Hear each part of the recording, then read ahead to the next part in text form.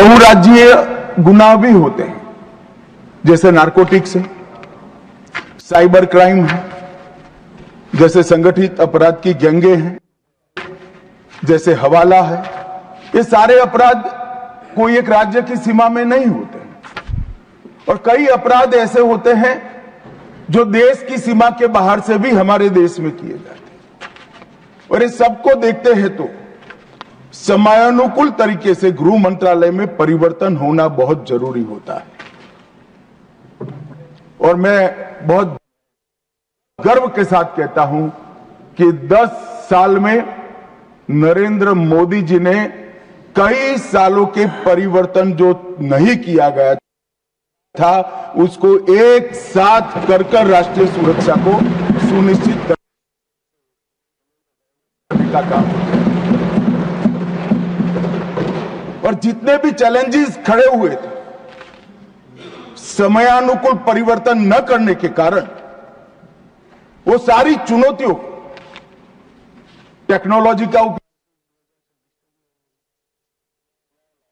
उपयोग कर दृढ़ राजनीतिक इच्छा शक्ति का उपयोग कर एक मजबूत विधायी खाका खड़ा कर और हमारे सुरक्षा कर्मियों का हौसला की बढ़ोतरी कर इसको बढ़ने का प्रयास नरेंद्र मोदी जी के नेतृत्व में 10 साल में हुआ है। और मैं मानता हूं कि ये प्रयास के बाद भी कई चीजें ऐसी होती हैं जिनके बारे में कई सदस्यों ने मुद्दे भी उठाए हैं, मैं इसका भी जवाब दूंगा। मान्यवर, जब गृह मंत्रालय की चर्चा होती है तब हमारे देश में 2014 के पहले से जब नरेंद्र मोदी सरकार चुनकर आई तब कई सारे लेगेसी इश्यूज हमें मिले। ये देश की सुरक्षा, इस देश का विकास, इस देश का सार्वभौमत्व भी 3 बड़ी समस्याओं के कारण हमेशा चैलेंज होता रहा, इसको चुनौतियां मिलती है। और ये 3 नासूर करीब करीब 4 दशक से देश की शांति में खलल डालते रहे, देश की सुरक्षा पर सवालिया निशान लगाते रहे, देश के विकास के गति को अवरुद्ध करते रहे और देश की पूरी व्यवस्था को कई बार तो हास्यास्पद भी बना दिया। मान्यवर, 3 नासूर थे। जम्मू कश्मीर की समस्या, वहां टेररिज्म की समस्या, वामपंथी उग्रवाद जो तिरुपति से पशुपतिनाथ का स्वप्न देखते थे, और तीसरा समस्या था उत्तर पूर्व का उग्रवाद, नॉर्थ ईस्ट का उग्रवाद। इन 3 समस्याओं का टोटल लगाएं तो लगभग 92,000 इस देश के नागरिक 4 दशक में मारे गए। माने और एक तीनों समस्या के संपूर्ण उन्मूलन के लिए एक सुनियोजित प्रयास कभी नहीं हुआ था जो नरेंद्र मोदी जी ने चुनकर आने के बाद। मैं सबसे पहले कश्मीर की बात करूंगा। मान्यवर, कश्मीर में हम सब जानते थे कि पड़ोसी देश से आए दिन आतंकवादी घुसते थे, यहां बम धमाके करते थे, हत्याएं करते थे। एक भी त्योहार ऐसा नहीं होता था जो चिंता के बगैर जाता था। और केंद्र सरकारों का रवैया लचीला होता था, चुप्पी साध जाते थे, बोलने में डर लगता था, कोई दुविधा भी थी, शायद वोट बैंक का भी डर था। नरेंद्र मोदी जी के आने के बाद आतंकवाद के खिलाफ 0 टॉलरेंस की नीति प्रधानमंत्री की ने। हमारे आने के बाद भी हमले हुए, उरी पर हुआ, पुलवामा पर हुआ। पहले हमले होते थे, कुछ नहीं होता था, कोई कुछ नहीं बोलता था, जवाब नहीं दिए जाते थे और लोग भूल जाते थे। दिल्ली के अखबारों में कोने में कहीं छपता था, आज 7 लोग शहीद हो गए, मारे गए, बम धमाका हुआ। मगर कोई संवेदना तक समाप्त हो जाए, वहां तक चीजें लिंगरिंग रहती गई, लिंगरिंग रहती गई, लिंगरिंग रहती। मोदी जी के आने के बाद उरी और पुलवामा में हमला हुआ। 10 ही दिन में पाकिस्तान के घर में घुसकर सर्जिकल स्ट्राइक और एयर स्ट्राइक कर जवाब दिया।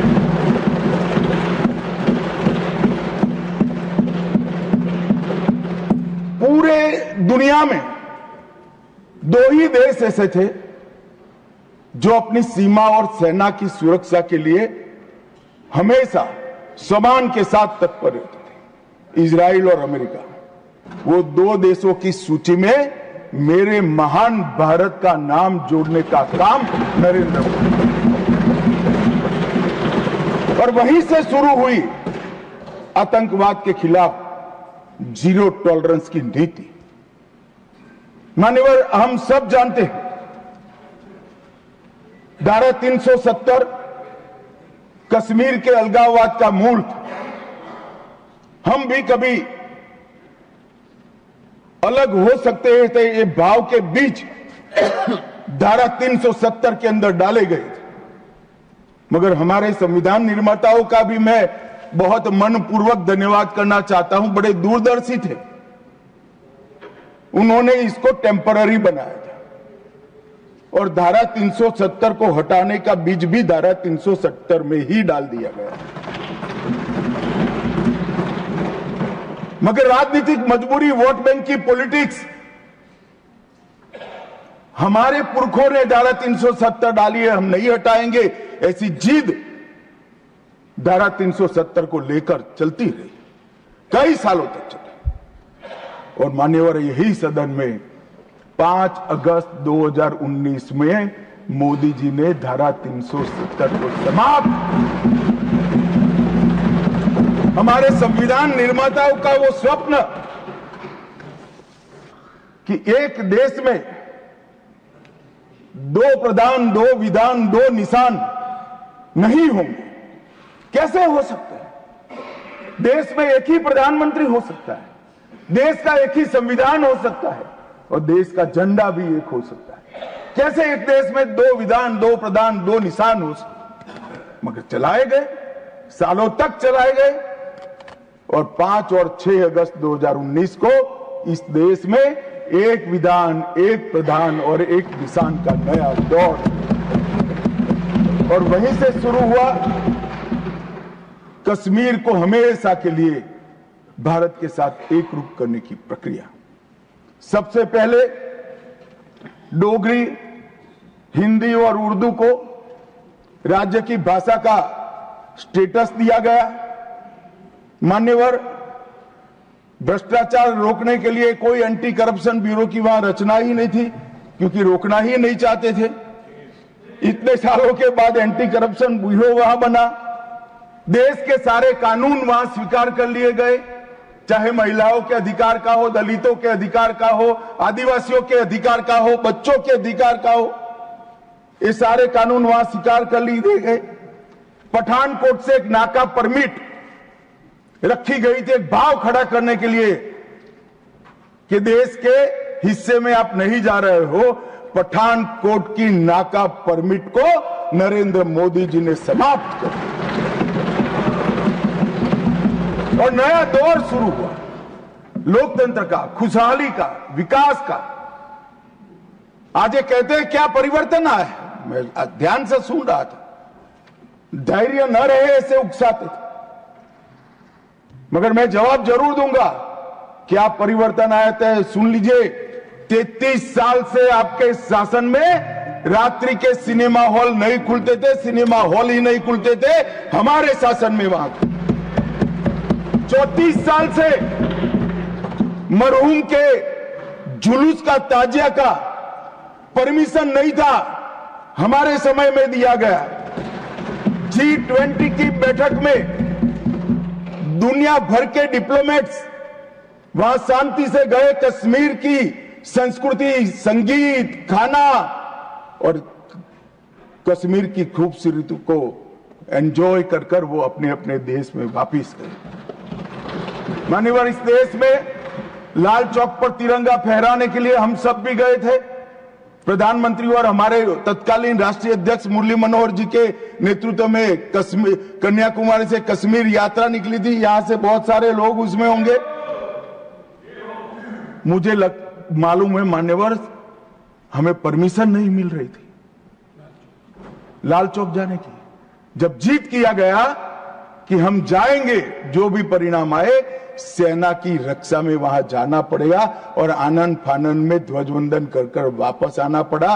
वो ही लाल चौक पर हर घर तिरंगा में एक भी घर ऐसा नहीं था जहां तिरंगा नहीं। श्रीनगर में फॉर्मूला 4 कार रेसिंग हुआ, वही लाल चौक पर कृष्ण जन्माष्टमी का महोत्सव रंग चंग के साथ मनाया गया। मां शारदा देवी के मंदिर में दशकों के बाद दीपावली और सरस्वती पूजन हुआ। खीर भवानी का ज्येष्ठ अष्टमी का महोत्सव 22 साल के बाद मनाया गया। और मान्यवर, सिर्फ 370 हटने से क्या होगा ये पूछते थे। इसके पीछे हमने कई सारे ऐसे कदम उठाए जिससे आतंकवादियों के साथ भारतीय बच्चों की जुड़ने की संख्या करीब करीब 0 हो गई है। 0। पूरे देश ने देखा होगा, 10 साल पहले आतंकवादियों का महिमा मंडन होता था, बड़े बड़े जनाजे के जुलूस निकलते थे। आतंकवादी तो आज भी मारे जाते हैं, हमारे समय में ज्यादा मारे गए। एक का भी जुलूस नहीं निकला, जहां मरते हैं वहीं दफना दिए जाते।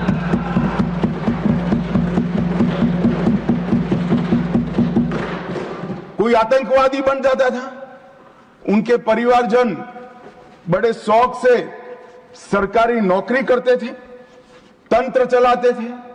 हमने ढेर सारे आतंकवादियों के रिश्तेदारों को रूथलेसली सरकारी नौकरी से निकालने का काम किया और एक कठोर संदेश। बार काउंसिल में उनके समर्थक बैठे थे, केस नहीं कर सकते थे, हड़तालें हो जाती थी। जो समर्थक बैठे थे वो सभी या तो दिल्ली की जेल में है या श्रीनगर की जेल में है। मान्यवर,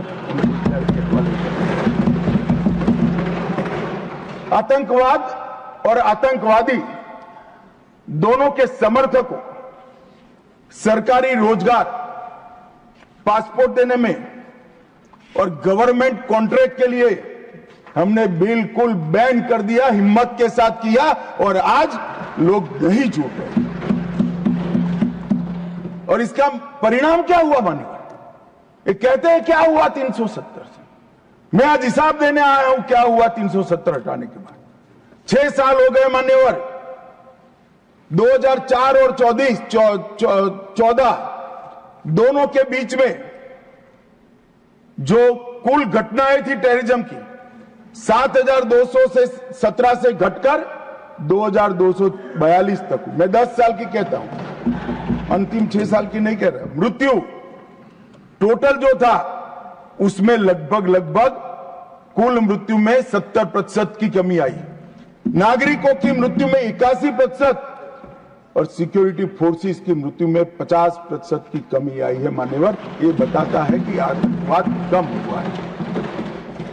2010 से 14 में हर साल एवरेज ऑर्गेनाइज्ड स्टोन पेल्टिंग, पथराव 2654 के एवरेज से हुए। 24 में एक भी करने की किसी की हिम्मत नहीं। ऑर्गेनाइज्ड हड़ताल 132 हुई, आज किसी की हिम्मत नहीं है, एक भी हड़ताल नहीं होती। स्टोन पेल्टिंग में नागरिकों की मृत्यु 112 और जख्मी 6000 हुए थे। अब स्टोन पेल्टिंग ही नहीं है तो मृत्यु या जख्मी होने का सवाल ही नहीं। मान्यवर, और